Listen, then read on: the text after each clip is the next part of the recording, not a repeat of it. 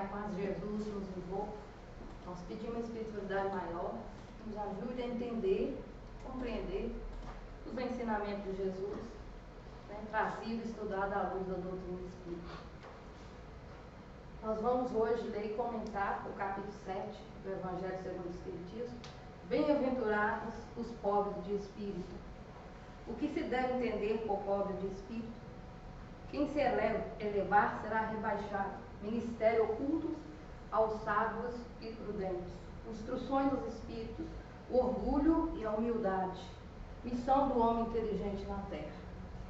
Então nós vamos hoje comentar um desses tópicos aqui, que é o que se deve entender por pobres de espíritos. O que nós podemos entender? Nós observamos que as pessoas às vezes têm uma dificuldade de entender, têm uma dificuldade de entender pobre de espírito, associa a pobreza aqui em questão material, em recurso financeiro. Associa pobre de espírito é aquele desprovido de, às vezes, de inteligência, desprovido, às vezes, de maiores recursos. E Jesus, nessa parte aqui, ele vem trazendo a explicação totalmente diferente. Não é essa questão, aliar pobre de espírito à questão financeira. Né? Está ligado à questão de sentimento, à questão de postura mediante a lei de Deus. Então nós não podemos confundir pobre de espírito e pobreza espiritualmente falando.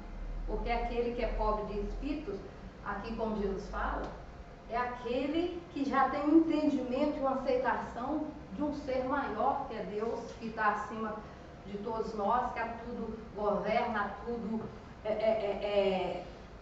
prover, né? Então, é isso que Jesus vem falando. E ele fala, bem-aventurados os pobres de espírito, porque é deles o reino dos céus. Então, feliz daquele que é pobre de espírito, que é deles o reino dos céus? Por que Jesus está falando? Por que o pobre de espírito vai ser feliz e vai ter o reino dos céus? Porque é essa postura, né, que Jesus fala que é determinante para termos o reino dos céus.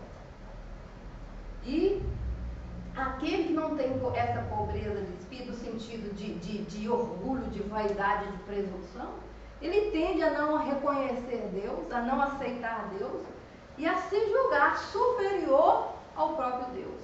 Não aceitando, né, que acima da sua inteligência, do que ele sabe, tem um Deus que é a inteligência suprema, causa primária de todas as coisas. A incredulidade se diverte com essa máxima.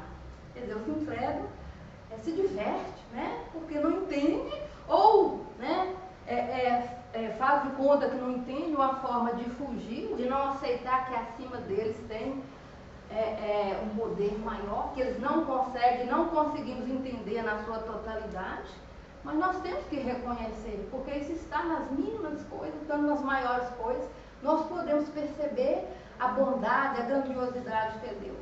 Aquilo que nós não podemos, não temos condição de criar, né, de dar vida, digamos assim, que nós não conseguimos entender, então ali denota, observamos que há uma inteligência maior, que ora não entendemos e nem é necessário, porque basta aceitar a lei de Deus e segui-la corretamente, para que a gente possa, né, ser bem-aventurado no reino dos céus.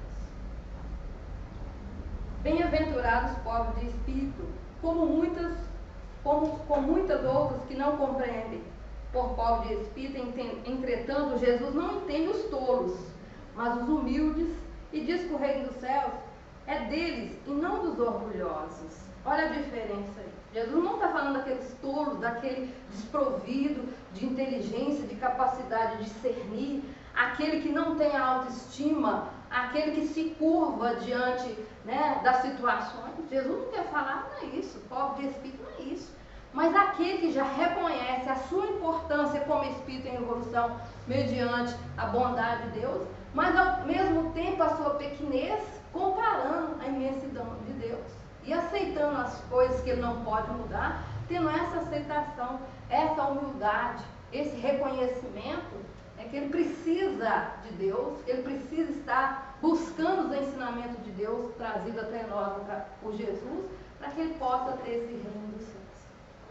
Os homens cultos e inteligentes, segundo o mundo, fazem geralmente tão elevado elevada opinião de si mesmo, de sua própria superioridade, que considera as coisas divinas como indignas de sua atenção, preocupados somente com eles mesmos.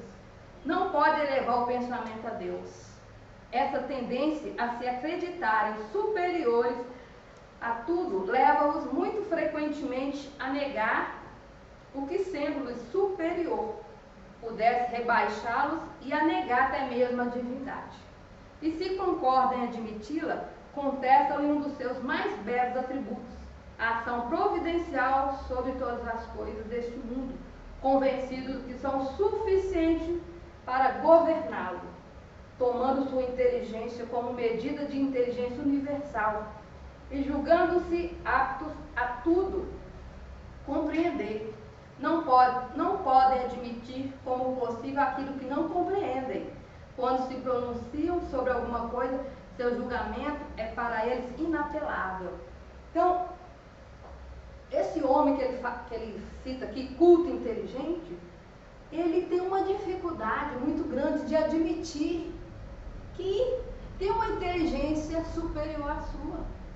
Mas eles têm uma dificuldade, grande maioria de nós tem uma dificuldade, quando não conseguimos trabalhar e corrigir o orgulho, nós tendemos a nos julgar superior, a nos julgar altamente inteligentes, e temos uma dificuldade de aceitar que há uma inteligência maior. Daí a dificuldade de entender e de aceitar e ter uma postura de superioridade. Aquilo que ele não consegue uma resposta porque a sua inteligência naturalmente tem um limite aqui. Então aquilo que vai além da sua capacidade de entendimento, eles tendem a deixar de lado, a não aceitar. Daí colocando em prova, colocando em alto seu orgulho, a sua vaidade, a sua presunção. Então é para esses que Jesus fala que o reino dos céus ainda não é para eles, mas sim para aquele que consegue já desenvolver uma postura de humildade perante aquilo que ele não conhece, que ele não consegue dominar ainda. Aí está uma grande diferença, na questão de entender essa postura mediante aquilo que não tem domínio total. Aceitar aquilo que ele não tem condição ainda de entender na sua totalidade. Se não admite o mundo invisível, é um poder extra-humano. Não é porque isso esteja fora do seu alcance, mas porque o seu orgulho se revolta à ideia de alguma coisa que não possam supor-se e que os faria descer do seu pedestal. Então, eles aceitarem, a lei de Deus, o mundo invisível, ou seja, que o seu poder, a sua influência, a sua inteligência é limitada, eles julgam, acham que é descer, que é ficar numa situação inferior. Daí denota o grande orgulho de quem procede dessa forma. Eis porque só tem sorriso de desdém por tudo que não seja do mundo visível e tangível. Então, o orgulhoso, ou seja, esse homem que é contrário ao pobre de espírito, ele só acredita, para ele, o que mais importa é o que é palpável, é o que é tangível. Então, o que foge disso, a sua compreensão, ele trata com desdém, ele menospreza, por quê? Foge ao seu controle. Ele está tão voltado para o seu orgulho que aquilo que foge ao seu controle, ele tende a desacreditar. E começam, na época de Jesus, a gente lembra como que Jesus sofreu com isso, as pessoas zombando dele, Se você não é o rei, por que você não desce dessa cruz? Se você não é o rei, por que você não muda toda essa situação? É que Jesus fala, meu reino não é desse mundo. Meu reino não é desse mundo. Estamos aqui, estou aqui, mas não sou daqui. Nós estamos aqui, mas nós não somos daqui. Então, muitas situações, eles tentavam colocar Jesus numa situação, querendo que Jesus tivesse uma postura totalmente diferente, mostrasse que ele poderia descer daquela cruz, poderia mudar totalmente uma situação, um contexto de uma história ali. Mas Jesus, a todo momento, fala, meu reino não é deste mundo. E eles não compreenderam, muitos não compreendem quando Jesus fala, mas como que meu reino é desse mundo se tudo morreu, pronto, acabou? Então, realmente, faz sentido a visão do orgulhoso quando fala de mundo espiritual, de vida após a morte, porque para eles, se eles acham que, né, eles são inteligência maior, que a vida consiste aqui. Então falar ou aceitar o mundo espiritual, vida após a morte, né, eles têm que desenvolver muita humildade para aceitar todas essas coisas que Jesus trouxe para nós e está dando sequência através do Espiritismo, quando esclarece para nós o mundo espiritual, a necessidade de desenvolver a humildade, a necessidade da brandura, da paciência, da moderação. São coisas que nos tornam pobres de espírito, no sentido de elevar espiritualmente e reconhecer, né, que acima de nós, né, tem as leis que devem ser seguidas para o nosso próprio bem, para a nossa própria evolução. Atribui-se demasiada inteligência a muito conhecimento para acreditar em coisas que, segundo pensam, são boas para os simples, considerando como pobre de espírito os que a levam a sério. Entretanto, digam o que quiserem, terão de entrar como os outros nesse mundo invisível que tanto ironizam. Isso é fato, né? Esses orgulhosos, esses que não acreditam e zombam das coisas do mundo espiritual, que queira, ou não, eles vão ter que se render a essa situação, porque é uma verdade incontestável. Vida espiritual, o espírito não morre com a morte do corpo físico, a vida, né, depois dessa vida, a continuidade da vida, a nossa casa é o mundo espiritual.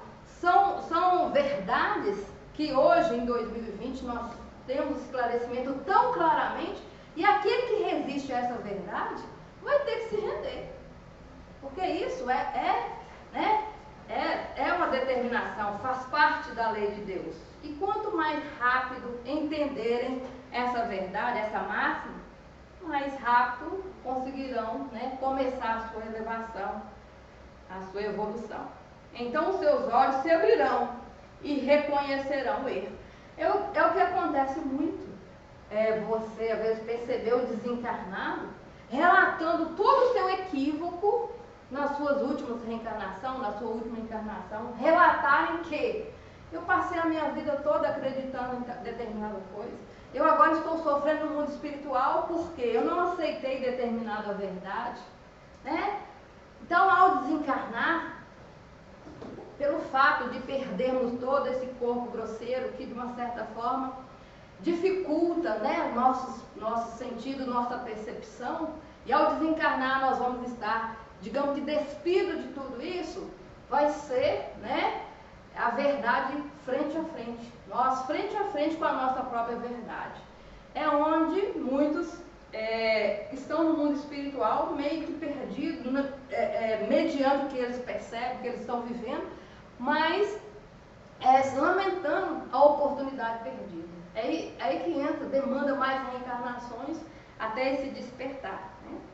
Mas Deus, que é justiça, não pode receber da mesma maneira aquele que reconheceu o seu poder e aquele que humildemente se submeteu às suas leis, nem aquinhoá-los por igual. No mundo espiritual, ele fala aqui que a lei de Deus, a lei de ação e reação, esses dois espíritos, digamos assim, no mundo espiritual é lógico que cada um vai ser tratado de acordo com o que fez, de acordo com a postura que teve na última encarnação. Então aquele que desacreditou, que zombou, que perdeu uma oportunidade da reencarnação, né? Usou mal o seu livre-arbítrio, usou mal toda a sua inteligência, todo o seu poder financeiro, mediante aquele que agiu tendo esse lado espiritual já trabalhado, esse pobre de espírito, como o Evangelho elucida aqui pra gente, nós que no mundo espiritual cada um vai ser tratado, né, pelo que fez, pelas suas ações. Então, por isso que Jesus fala, bem-aventurados os pobres de espírito, porque ele vai estar sendo feliz, sentindo-se feliz. Ao passo que aquele que agiu com orgulho, com presunção, com vaidade, ele vai receber de acordo com as suas ações, né? Em toda circunstância, ele coloca a humildade entre as virtudes que nos aproximam de Deus. e o orgulho entre os vícios que dele nos afastam. E isso por uma razão muito natural, pois a humildade é uma atitude de submissão a Deus, enquanto o orgulho é a revolta contra ele. Mas vale, portanto, para a felicidade do homem ser pobre de espírito, no sentido mundano, e rico das qualidades morais. Então, essas qualidades morais que nós precisamos desenvolver. É isso que o tempo todo, né, nós recebemos orientações através das obras básicas, através das mensagens dos trabalhadores espirituais, é desenvolver essa pureza de coração, essa pureza de espírito, né? Ser esses espíritos que já têm essa sensibilidade, esse respeito e essa submissão à vontade de Deus. Porque é isso que vai ser o diferencial no mundo espiritual.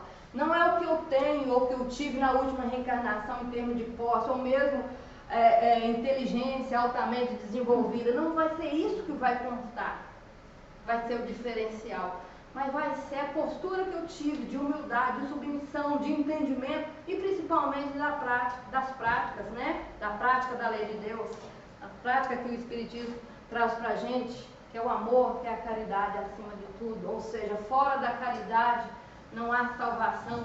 E aquele que tem essa pobreza, né, essa simplicidade de espírito, já consegue entender, né? É muito difícil o orgulhoso, o presunçoso, se colocar no lugar daquele que está em sofrimento. É lógico que não podemos generalizar, mas ele tem uma dificuldade muito grande de reconhecer e auxiliar aquele que está em sofrimento. Ele acha que se aquele está em sofrimento é porque ele é inferior, ele precisa passar por aquilo. Não se coloca em termos de igualdade, achar que pelo esclarecimento do mundo espiritual que ele pode inverter essas situações, né? Então, nos chama a essa reflexão, que sejamos humildes, que sejamos, tenhamos fé, tenhamos autoestima, tenhamos o senso da caridade, de buscar desenvolver toda essa virtude que nós temos ciência que é o mais importante. Então, nós agradecemos a todos, pedimos que Jesus continue nos abençoando, nos esclarecendo, através dos seus ensinamentos trazidos aí pelo Espiritismo. Muita paz a todos.